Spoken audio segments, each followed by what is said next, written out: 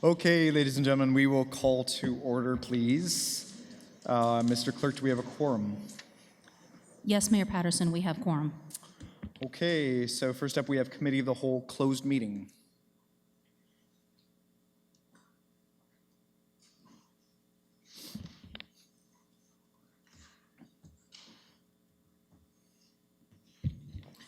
Moved by Councillor Boehm, seconded by Councillor Schell, that Council resolve itself into the Committee of the Whole closed meeting to consider the following item: a proposed or pending acquisition or disposition of land by the municipality or local board, employment lands.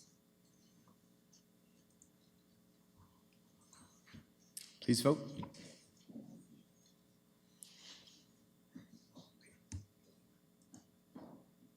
And that carries.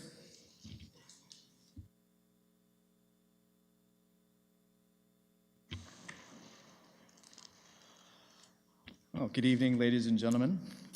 Sego ani buju wacheya kwe kwe. As the mayor of the city of Kingston, I offer these words in the spirit of this gathering.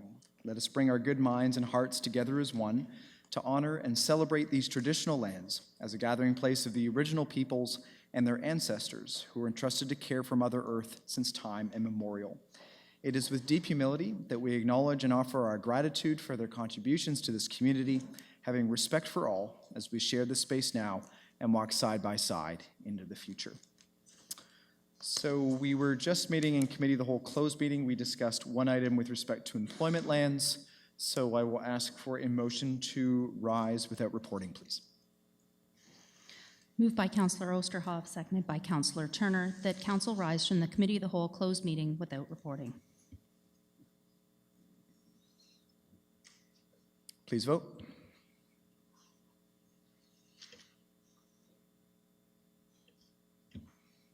And that carries. Next, we have the approval of the addeds. We just have a number of communications. Can I have a mover, please? Moved by Councillor George, seconded by Councillor Schell.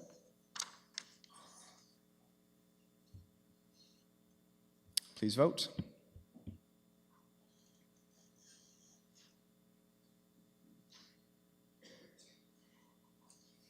And that carries. Are there any disclosures of potential pecuniary interest? Councillor Boehm. Thank you, Your Worship, and through you, with the Council Corporation of the City of Kingston, declare my pecuniary interest in the matter of Clause 6, Report 50. As an employee of Utilities Kingston, it may be perceived that I have a conflict in this matter. Thank you.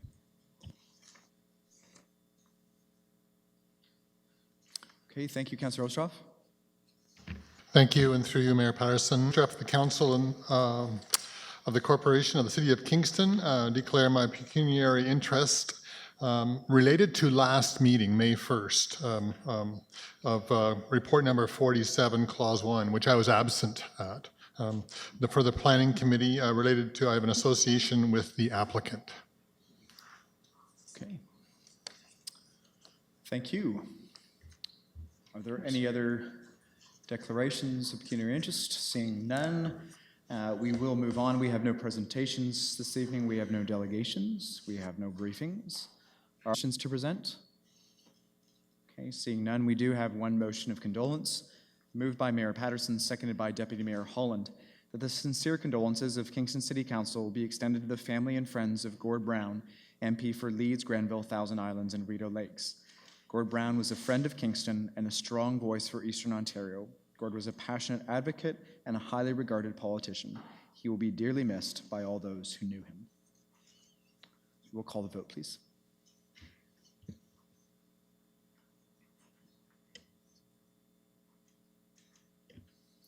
And that carries. We have no deferred motions, so we will move on to reports. First, we have report number 50 from the CAO. Moved by Councillor George, seconded by Councillor Hutchison, that report number 50 from the Chief Administrative Officer, consent, be received and adopted. Okay, so there are 7 clauses. We are going to separate clause 6 for Councillor Boehm's pecuniary interest. Are there any other separations? Councillor Stroud?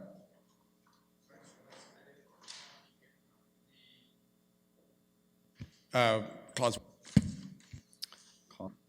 Okay, so first we will vote on the balance of the clauses. So clause 2 is corporate purchasing card services. Clause 3, revised terms of reference for the program poet laureate for the City of Kingston.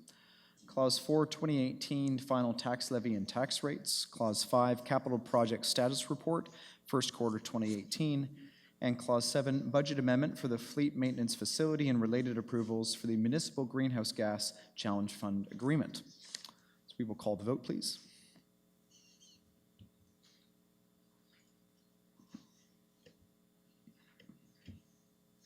And that carries. Clause 1, request for noise exemption, Grenadiers football games at Richardson Stadium. Councillor Stroud. Thank you. I had the opportunity to have a good conversation with Mr. McLean, principal staff member involved in this report and item a couple weeks ago, and there were some concerns that were addressed, and I see most of which have been addressed and satisfactory in the report, but I just wanted to highlight a couple with the help of Mr. McLean. So first of all, the time of the exemption that's being requested, it says here between 1 and 9 p.m. on those dates, with some extra dates possibly if they make the playoffs. And then we know that the comprehensive bylaw has a different time. So if we could just sort of summarize how we ended up with the request for 9 p.m. as the cutoff time. Mr. McLean. Through you, Your Worship, the times 1 to 9 p.m. Encompasses 3 levels of football games. So the first game is scheduled for 1 p.m., second game for 4 p.m., and the third game for 7 p.m. So it's like a junior, intermediate, and senior levels of that minor football program. And that will occur on each of the occasions in May and June. If any or all of those teams are successful and make the playoffs are being hosted at Richardson Stadium, and so they would play on the 2 dates in July, or the 1 or 2 dates in July. Okay, and it says in the report, but just could you point out the reason for the exemption? So already permitted until 10:30 p.m. The PA and the national anthem, using the PA for that, for announcements and the national anthem, but not for all of the uses that are being requested. So could you just sort of just quickly remind us why the exemption is necessary? Because it's not for the times, it's for another reason. Council will recall last year that the noise bylaw was reviewed, and it resulted in times for noise generated by sporting activities at sports fields to be permitted between 8 a.m. and 10:30 p.m. And those include whistles and amplified sound for the purpose of playing the national anthem, PA announcements, and crowd noise, yelling, shouting, of that nature. It did not include amplified music or amplified sound for entertainment purposes at sporting events. So that still continues to require an exemption in each case by consideration of council. The Richardson Stadium is located in a residential area as per the map associated with the noise bylaw. And in a residential area, amplified sound is prohibited at any time if it is audible to a person in a residence or a premise, and it's considered unwanted sound, and they call to complain about it. So in that circumstance, it would be considered a violation. Therefore, for scheduled events, noise exemptions are the preferred method so that the playing of music is authorized. Thank you. And I see that that's also in the summary. The other aspect that I wanted to bring council's attention to has to do with the basically the reason that it's that the Grenadiers Football Club has to make the request, because this is Richardson Stadium, is owned by Queen's University. They already have a noise exemption for up to 15 occurrences. That's in the report. And so the question was, as a counselor, is the frequency of the exemption, like the number of occurrences of the exemption, going to be excessive? So could you just give us a total number, if approved, of how many dates would include a noise exemption and therefore possibly generate complaints in the neighborhood?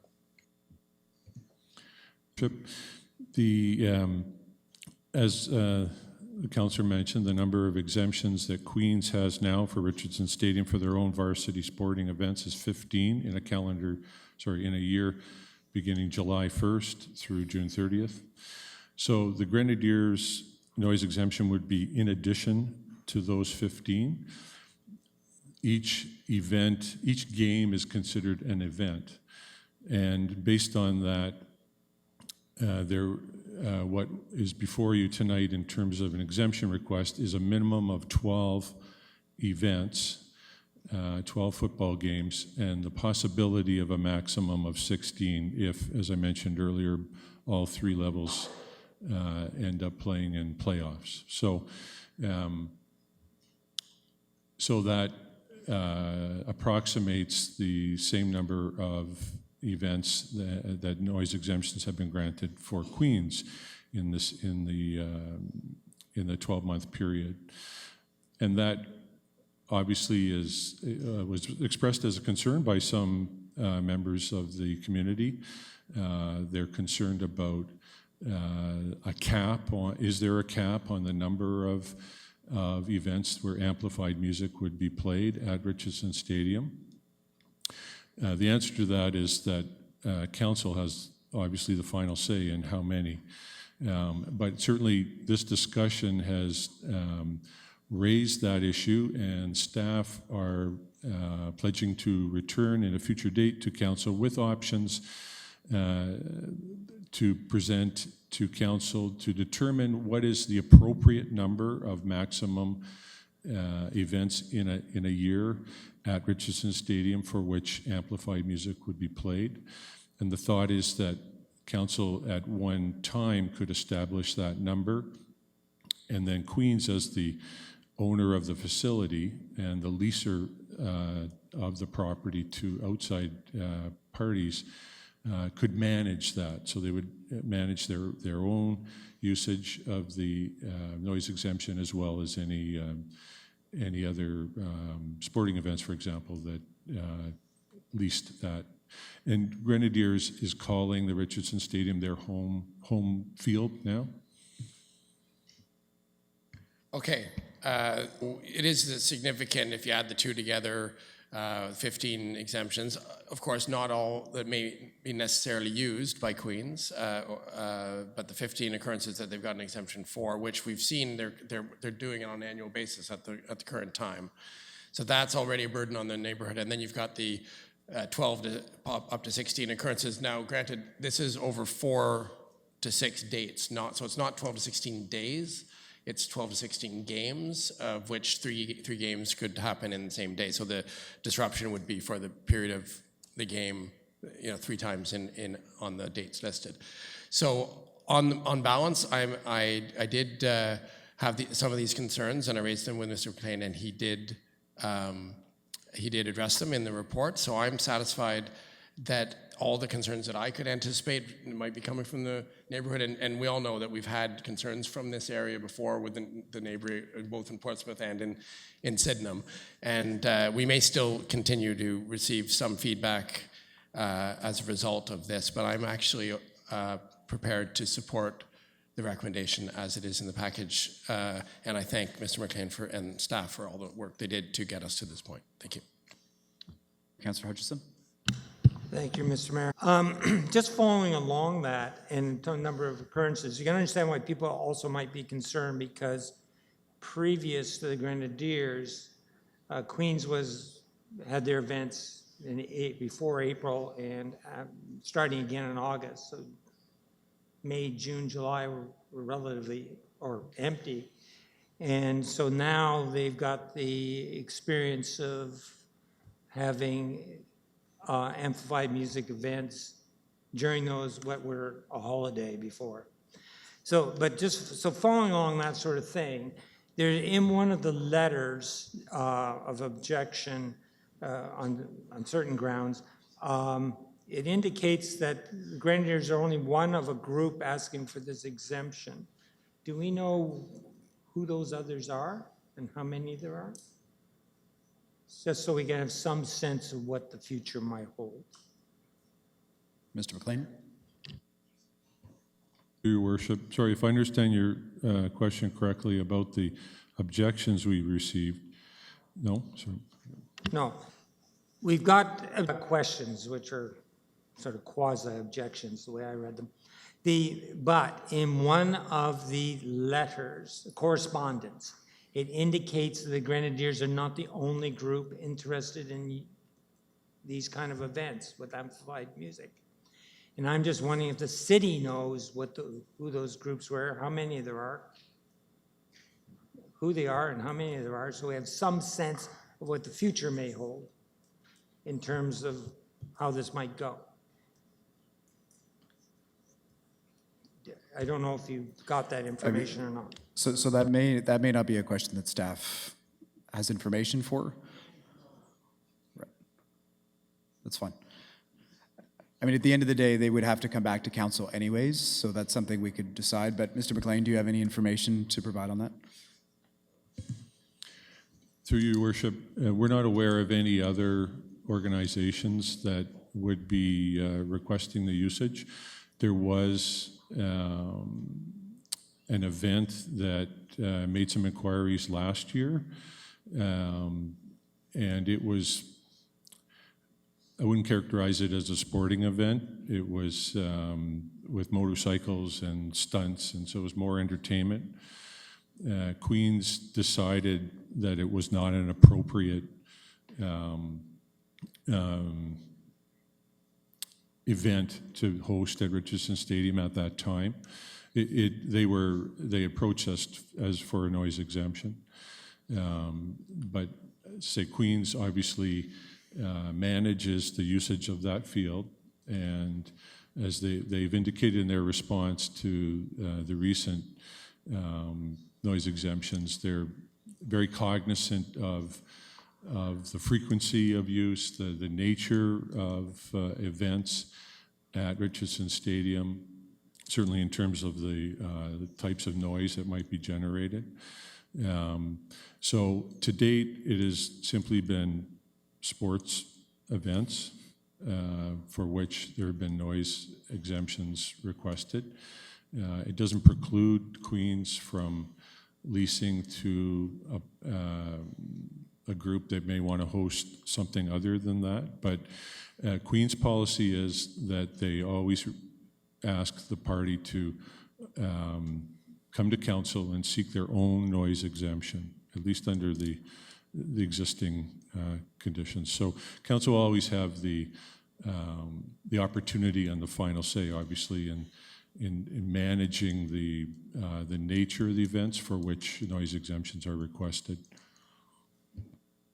Thank you. So I'll just say, if it appears to be accurate that we're getting, we've had at least one objection from 1,000 meters away. So there's something, this is a serious issue for those neighborhoods around there. And we've dealt with this before, and we've dealt with Queens. Remember about the lighting issue that was a year and a half in appeals, and then the noise issue around this facility as well. So I kind of tend to take these concerns seriously. I'm going to support this, and I'll look forward to the report that staff is going to do about possible exemptions. Thanks. Thank you. George? Thank you, Your Worship, and through you to staff. During the preparation of your report, did we happen to hear from those local residents who actually support the exemption and the fact that the youth of our community are participating in a sport rather than out on the street keeping our police forces busy, and have no issue with the noise levels that may be created for that very short period of time? Because we always seem to hear from the naysayers. I'm just wondering if there was anything said from the other side of the group that I know exists out there. Mr. McLean? Through you, your worship, no.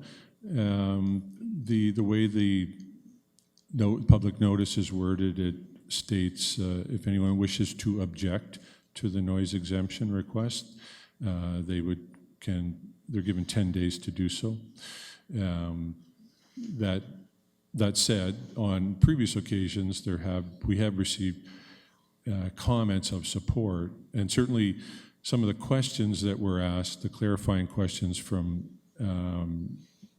residents in the neighborhood, weren't necessarily objections. They were just seeking more information. So I can't speak to what their ultimate position was on it. Well, like the previous speaker, support the recommendation. I just wish that the public out there would take the opportunity to respond in positive circumstances as well, because it just seems we're always hearing from the naysayers, and it's a real downer for some people, and it'd be nice if the supportive people would get on board now and again. Thank you. We will call the vote on clause number 1, please.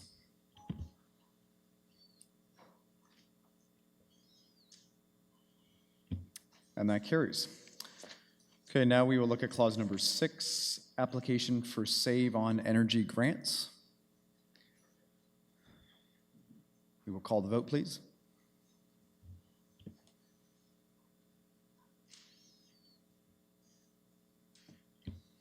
And that carries. Okay, on to report number 51 from the Municipal Accessibility Advisory Committee. It's my to present report number 51 from the Municipal Accessibilities Advisory Committee. Thank you.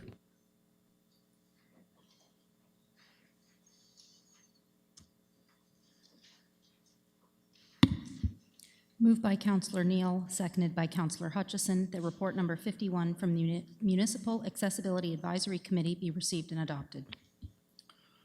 Okay, so there is just the one clause, appointment of member to the Built Environment Working Group. We will call the vote, please.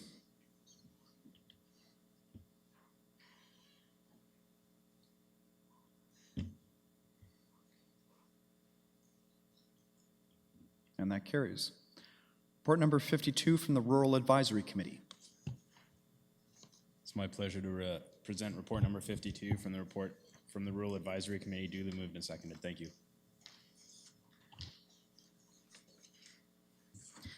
Moved by Councillor Boehm, seconded by Councillor Osterhoff, that report number 52 from the Rural Advisory Committee be received and adopted.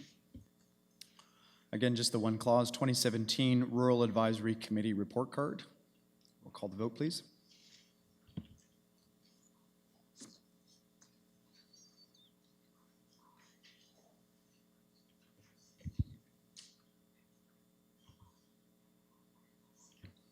And that carries.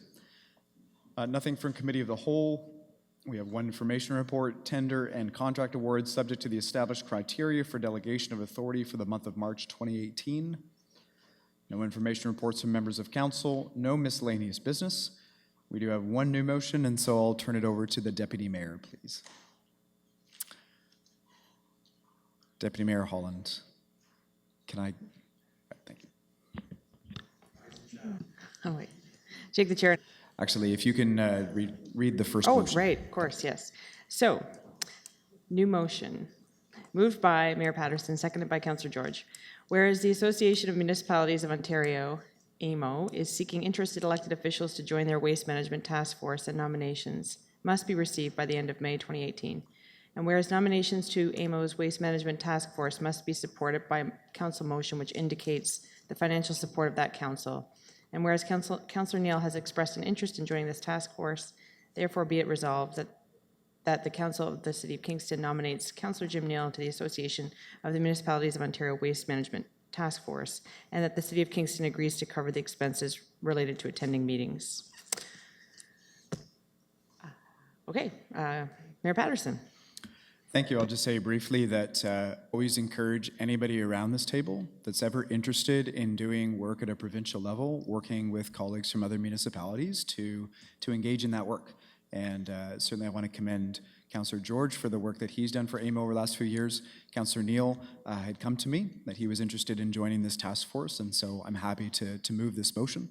It's more or less the standard protocol that this motion is required for them to consider you, but certainly if there's anybody else around the table that's interested in serving in that capacity, just come and see me and we can do the same thing. So thank you. Thank you. Anyone else wish to speak? Okay. Seeing none, we will call the vote on new motion 1.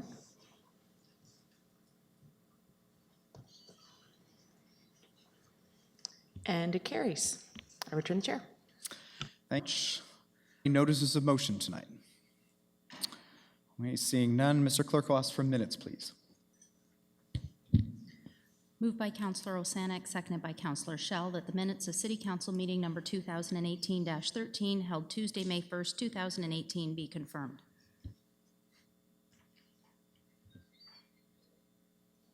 Please vote.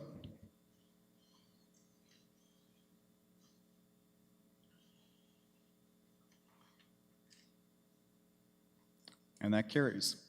We have some tabling of documents, a number of communications. Is there any other business? Councillor Neal? Just one quick question, and unfortunately, I don't think the commissioner is here today. I appreciate us receiving both the agenda and the minutes from Kingston Frontenac Housing Corporation. I don't remember Townhomes Kingston sharing that with council on a regular basis. Perhaps we could look into that in future. So we'll take as noted. It is 8 o'clock.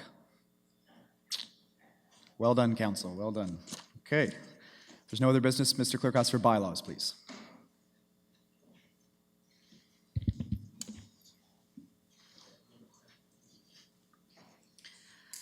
Moved by Councillor McLaren, seconded by Councillor Stroud, that bylaws 1 and 5 be given their first and second reading.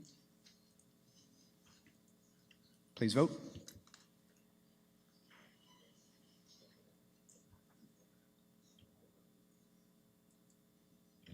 That carries. Moved by Councillor McLaren, seconded by Councillor Stroud, that Clause 11.34 of Bylaw Number 2010 be suspended for the purpose of giving Bylaw 1 3 readings. Please vote.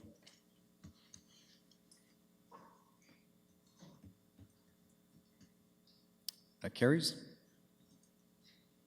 Moved by Councillor McLaren, seconded by Councillor Stroud, that Bylaws 1 through 5 be given their third reading. Please vote.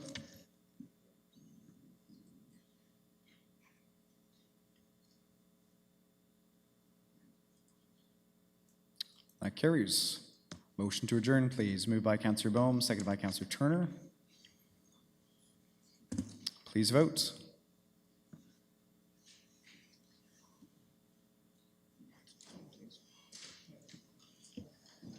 And we are adjourned. Thank you very much.